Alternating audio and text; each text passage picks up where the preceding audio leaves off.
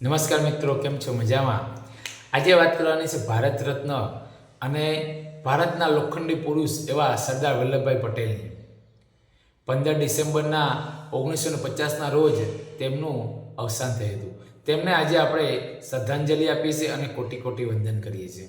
એમના વ્યક્તિ પરિચયની આજે વાત કરવી છે તો કે સરદાર વલ્લભભાઈ પટેલ એમનો જન્મ 31 ઓક્ટોબર અને 1875ના રોજ તેમના મોસાળ નડિયાદમાં થયો હતો. તેમણે પોતાનું શિક્ષણ કરમસદ, નડિયાદ અને વડોદરામાં મેળવ્યું હતું. ત્યાર પછી તેઓ 1910માં ઇંગ્લેન્ડ વકીલાત કરવા માટે ગયા હતા અને 1913માં તેઓ વકીલાત કરી ભારત પરત આવ્યા હતા. તેમના પિતાનું નામ ઝવેરભાઈ હતું અને તેમની માતાનું નામ લાડબાઈ હતું. તેઓ જ્યારે ઇંગ્લેન્ડથી પરત આવે છે ત્યારે તેઓ ગાંધીજીના સંપર્કમાં આવે છે અને ગાંધીજી સાથે આઝાદીની લડતમાં જોડાય છે.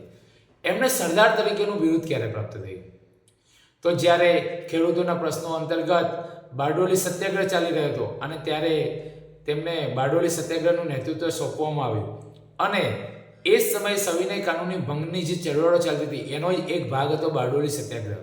અને બારડોલી સત્યાગ્રહના ખેડૂતોના પ્રશ્નોને સરદાર વલ્લભભાઈ પટેલ એ સફળ બનાવે છે અને ત્યારે ગાંધીજી દ્વારા વલ્લભભાઈ પટેલને સરદારનું બિરુદ આપવામાં આવે છે અને ત્યારથી તેઓ સરદાર કહેવાયા. તેમનો જીવન મંત્ર હતો કે સાદું જીવન અને ઉચ્ચ વિચાર. તેમની વાત કરીએ તો જ્યારે ભારત આઝાદ થયું 1947માં તો ભારતના પ્રથમ નાયબ વડાપ્રધાન તરીકે તેમણે કાર્યભાર સંભાળેલો અને એ સમયે તેમને સૌથી મુશ્કેલ કાર્ય કે ભારતના 562 દેશી રજવાડાઓને એકીકરણનું કાર્ય હતું, જે તેમણે બખૂબી નિભાવ્યું હતું અને એમણે એકીકરણનું કાર્ય કર્યું. વાત કરીએ તો 1991માં તેમને મરણોપરાંત ભારત રત્ન આપવામાં આવ્યો હતો.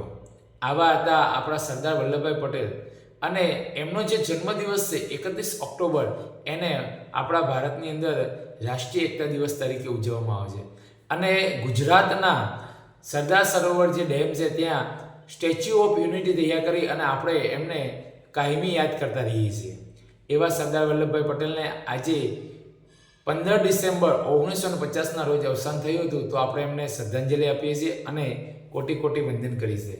અસ્તુ મિત્રો, આવજો. આવતીકાલે ફરી મળીશું એક નવા વ્યક્તિ પરિચય સાથે. આવજો.